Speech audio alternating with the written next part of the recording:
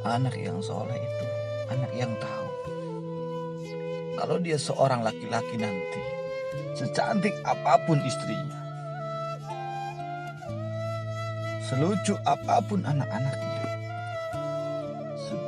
sebanyak apapun harta yang dia miliki, sehebat apapun dia di mata anak buahnya, demi Allah, orang tua tidak pernah menjadi nomor 2 dalam hidupnya.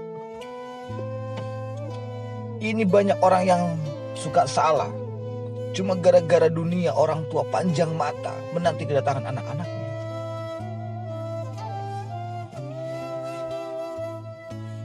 Jangan.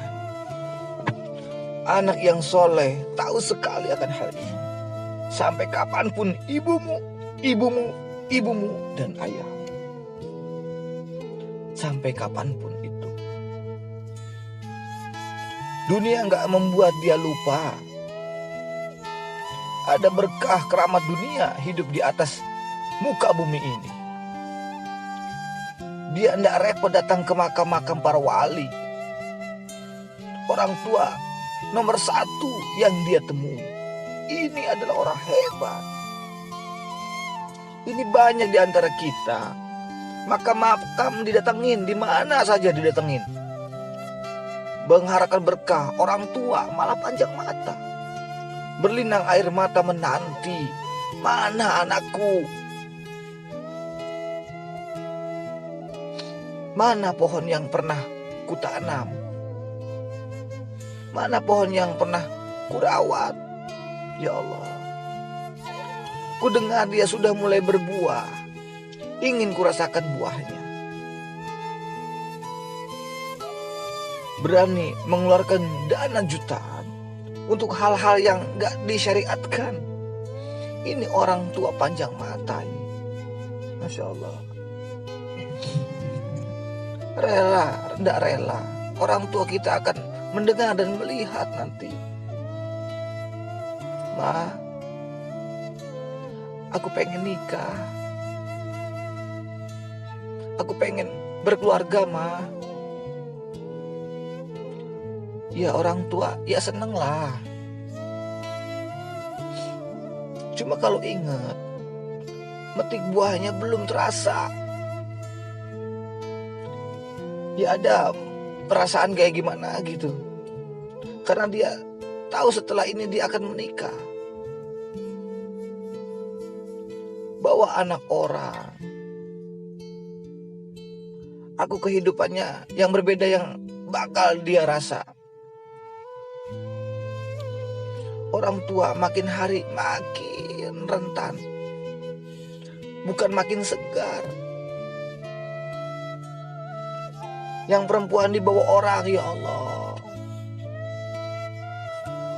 Baru kemarin perasaan mainan poni ini anak perempuan kita nih.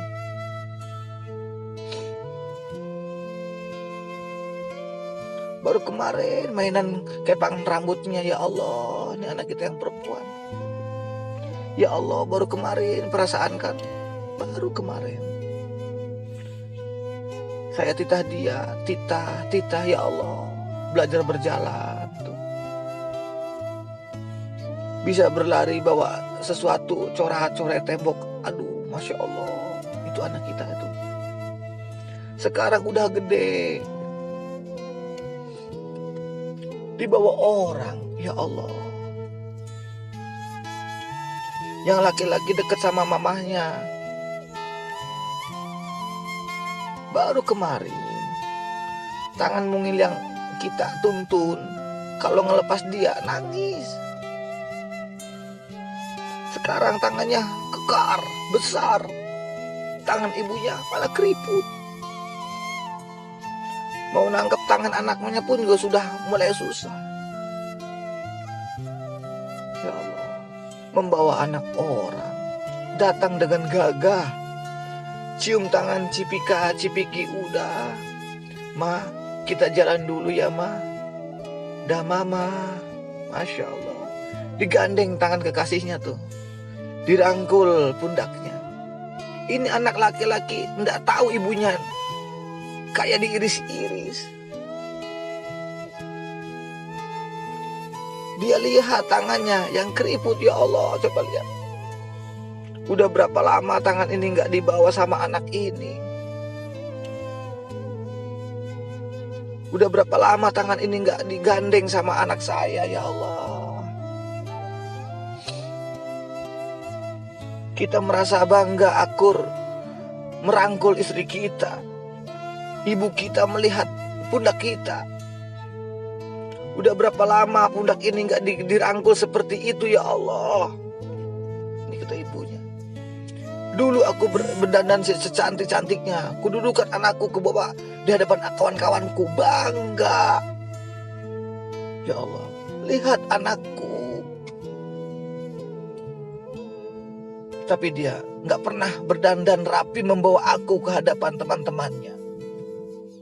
Lihatlah ibuku. Ya Allah. Ibunya sudah kebayang, ya Allah, itu. Ini anak bakal minta nikah sebentar lagi. Wajar kalau orang nanam pohon pengen metik buahnya. Wajar. Ini buah belum terasa, pohon sudah mau dibawa. Kebayang gak? Ya Allah. Mulai dia kebayang. Sehingga rasa-rasa seperti ini menjadi tumpukan rasa di hati orang tua kita. Yang nanti pada akhirnya dia pun bakal kembali ke hadirat Allah Subhanahu wa Ta'ala. Kita pun kembali kepada Allah, betul. Sementara yang namanya kemuliaan datang dengan cara sebab dan benar.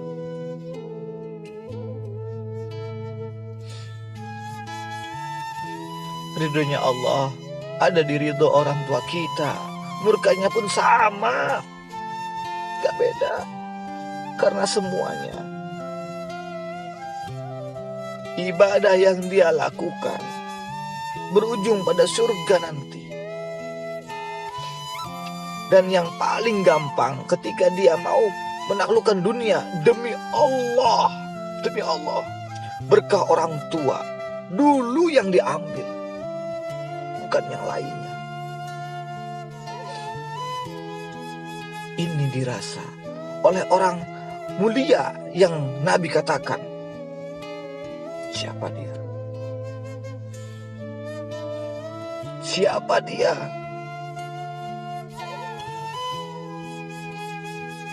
Sahabat, manusia yang pernah hidup di zaman sahabat, tapi gak ketemu Rasulullah SAW yang bersama Uwais Al-Qarni, pemuda miskin, pengembala kambing di negeri Yaman. Padang tandus yang dia tinggal di situ, yang dia kesampingkan hidupnya untuk ibunya, selalu untuk ibunya dan untuk ibunya.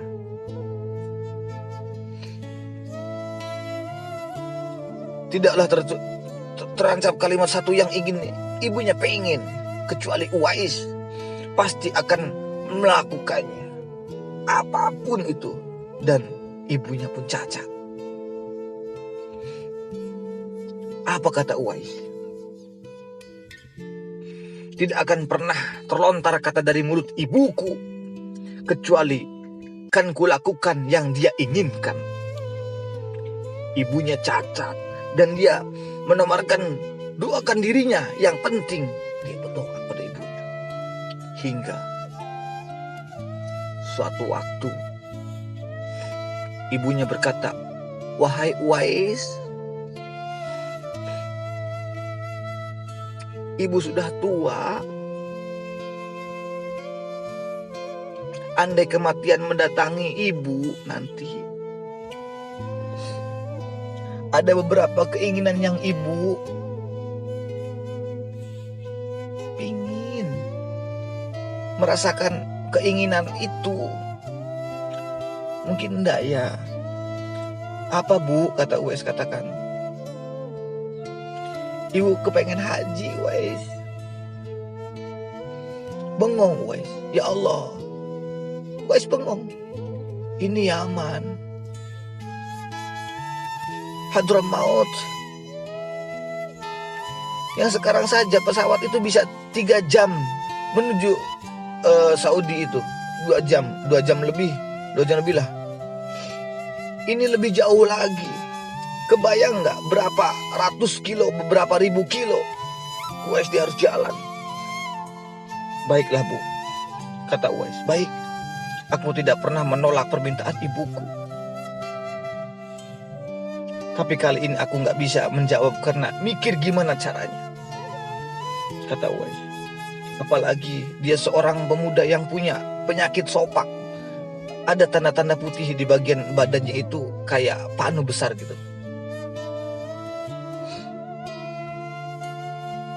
Udahlah, terserah gimana nantilah, kata Uwais. Yang penting ini nomor 1 dalam hidupnya ini. Dia beli seekor anak sapi yang kecil. Digendong tiap hari itu sama si Uwais menuju puncak gunung, bolak-balik. Turun lagi, gendong ke atas, turun lagi, tiap hari itu Uwais. Sampai orang bilang Uwais itu gila. Gila itu Uwais. Orang sampai dipelihara ini malah digendong. Tiap hari naik gunung yang tinggi.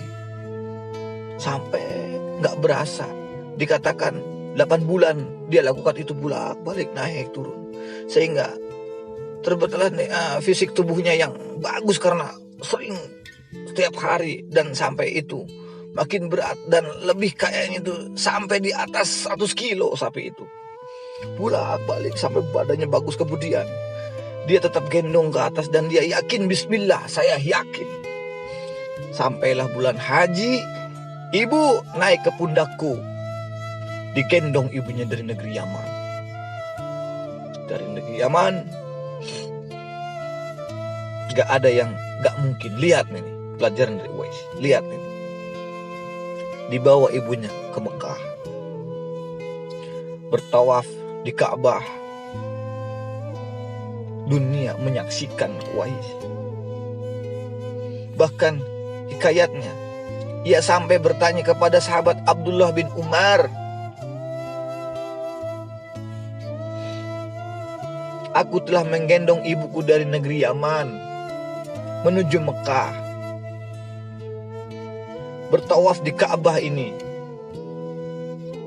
Sudahkah aku membayar jasa ibuku? Apa kata sahabat Abdullah bin Umar? Bahkan suatu hentakan napas pun ketika melahirkanmu belum terbayar. Bahkan satu hentakan napas pun, hentakan melahirkanmu belum terbayar. Uwais, dia selesaikan tawafnya. Dia selesaikan tawafnya.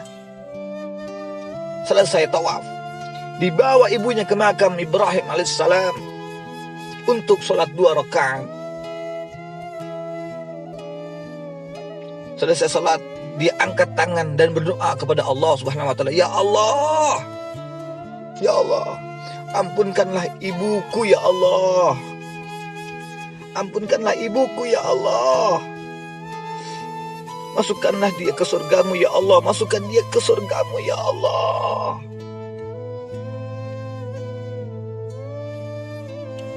Ibunya berbisik,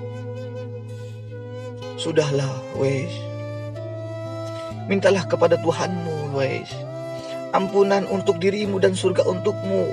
Wallahi ibu, wahai ibu, Allah ampunkan kamu.